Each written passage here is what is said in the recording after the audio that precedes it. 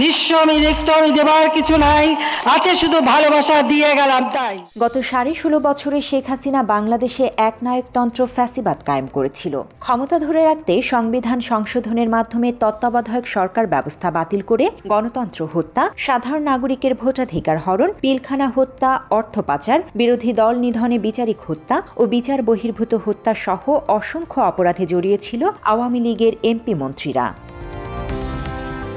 2024-এর 1 জুলাই কোটা সংস্কারের দাবিতে শিক্ষার্থীরা আন্দোলন শুরু করলে শেখ হাসিনা আন্দোলনকারীদের কোণঠাসা করতে রাজাকার ট্যাগ দিয়ে বক্তব্য দেন গণমাধ্যমে। তার মানে কি মুক্তিযোদ্ধার সন্তান নাতিপুতিরা কেউ মেধাবী না, যত রাজাকারের বাচ্চারা নাতিপুতি হলো মেধাবী, তাই না? ওই দিন রাতেই শিক্ষার্থীরা সাবেক প্রধানমন্ত্রী শেখ হাসিনার বক্তব্যের প্রতিক্রিয়া জানিয়ে তুমি কে, আমি কে, রাজাকার রাজাকার, কে বলেছে, স্বৈরাচার স্বৈরাচার স্লোগান দিয়ে মিছিল করে। শেখ হাসিনা শিক্ষার্থীদের রাজাকার ট্যাগ দিয়ে প্রত্যক্ষভাবে তাদের নিধনে দলীয় নেতাকর্মীদের নির্দেশ দিয়েছিলেন বলে ধারণা করা হয়। একই সাথে শিক্ষার্থীরা শেখ হাসিনার রাজাকার বক্তব্য প্রত্যাহারের দাবি তুললে আওয়ামী লীগের সাধারণ সম্পাদক ওবায়দুল কাদের এক সাংবাদিক সম্মেলনে বলেন, কোটা সংস্কার আন্দোলন রাজনৈতিক চিহ্নিত অপশক্তি। ছাত্রদের কোটা সংস্কারের আন্দোলনকে চিহ্নিত রাজনৈতিক অপশক্তি সরকার বিরোধী আন্দোলনে পরিণত করতে চায়। তিনি ওই সাংবাদিক সম্মেলনে কোটা সংস্কার আন্দোলনকারীদের জবাব দিতে ছাত্রলীগ প্রস্তুত আছে উল্লেখ করে ছাত্রলীগকে উস্কানি দেন।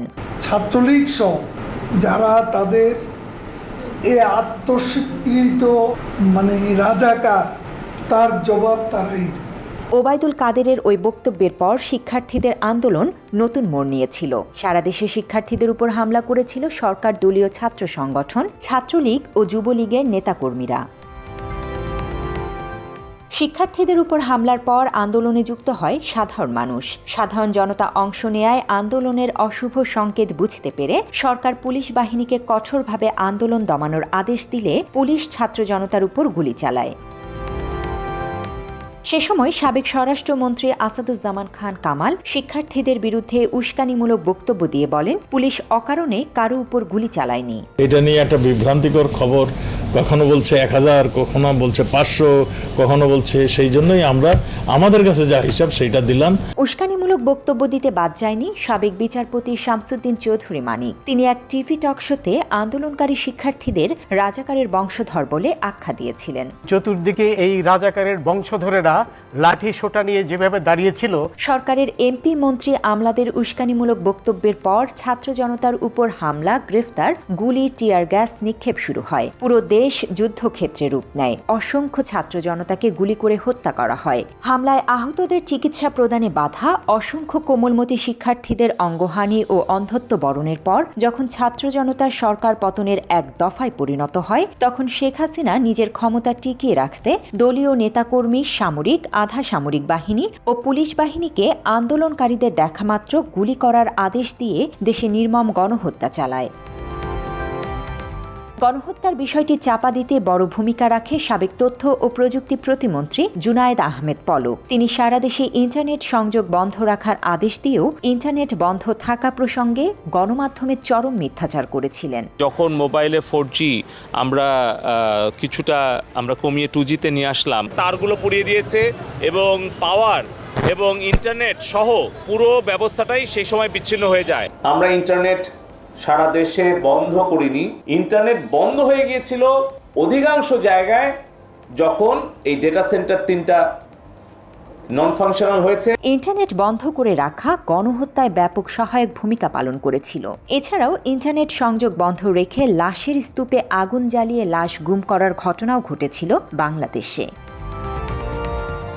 5ই আগস্ট ছাত্র জনতার গণ অভ্যুত্থানে শেখ হাসিনা দেশ ছেড়ে পালিয়ে ভারতে আশ্রয় নেন। শেখ হাসিনা পালিয়ে যাওয়ার পর থেকে দেশের স্বাভাবিক পরিস্থিতি বিঘ্নিত করতে, অন্তর্বর্তীকালীন সরকারকে বিতর্কিত করতে নানা রকম ষড়যন্ত্র ও চক্রান্ত চালাচ্ছে। অন্তর্বর্তীকালীন সরকারকে বিভ্রান্ত করতে 5 আগস্টের পর আনসার বাহিনীকে ব্যবহার করে সচিবালয়ে বিশৃঙ্খলা করানোর অভিযোগ আছে শেখ হাসিনার বিরুদ্ধে। আনসার বাহিনীর সদস্যরা ছাত্রদের সাথে সংঘর্ষে জড়িয়ে পড়ার পর ওই ঘটনায় আওয়ামী লীগের সংশ্লিষ্ট থাকার বিষয়টি সাধারণ মানুষের কাছে পরিষ্কার হয়।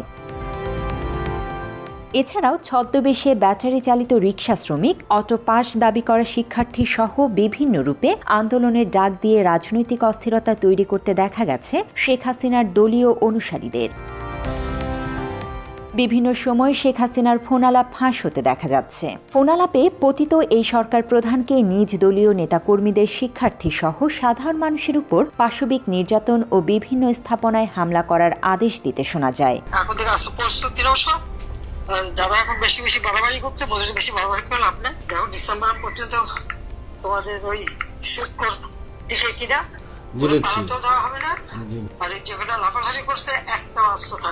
ফাঁস হওয়া ফোনালাপে নেতাকর্মীদের উদ্দেশ্যে বলতে শোনা যায় তিনি পদত্যাগ করেনি, যে কোনো সময় তিনি দেশে ফিরে বর্তমান সরকারের প্রধান উপদেষ্টা সহ ছাত্র জনতার বিচার করবেন। তাছাড়া আমি তো পদত্যাগ করি নাই। জি আপা। যদিও 5 আগস্টের পর হাসিনা পুত্র সজীব ওয়াজেদ জয় ফেসবুক লাইভে এসে জানিয়েছিলেন তার মা আর দেশে ফিরবেন না এবং রাজনীতি করবেন না। ঠিক আছে, শেখ হাসিনার পর আপনাদের কি হবে সেটা আমারও চিন্তার বিষয় না, আমার পরিবারের আর চিন্তার বিষয় না। শেখ হাসিনা এখন পর্যন্ত দেশ বিরোধী বিভিন্ন ষড়যন্ত্রে লিপ্ত আছে, যে কারণে তাকে দেশে ফিরিয়ে এনে বিচারের মুখোমুখি করার দাবি করছেন অনেকে। ইন্টারপোলের মাধ্যমে দেশে এনে ওনাকে শাস্তির আওতায় আনা উচিত, কারণ উনি অনেকগুলো হত্যার সাথে সরাসরিভাবে জড়িত। তাকে দেশে ফিরিয়ে এনে তাকে ন্যায্য যে বিচারটা সেটা করা উচিত। শেখ হাসিনাকে ক্ষমতায় রাখতে উস্কানিমূলক বক্তব্য দেয়া ও আন্দোলনকারীদের উপর হামলার নির্দেশ দেয়া এসব এমপি মন্ত্রীদের বিরুদ্ধে মানবতা বিরোধী অপরাধ ট্রাইব্যুনালে মামলা হয়েছে। অনেককে গ্রেফতার করা হয়েছে। শেখ হাসিনাকে ইন্টারপোলের মাধ্যমে গ্রেফতার করে দেশে ফিরিয়ে এনে বিচারের মুখোমুখি করার দাবি সাধারণ মানুষের। জান্নাতুল ফেরদৌস তমা, বাংলা এডিশন।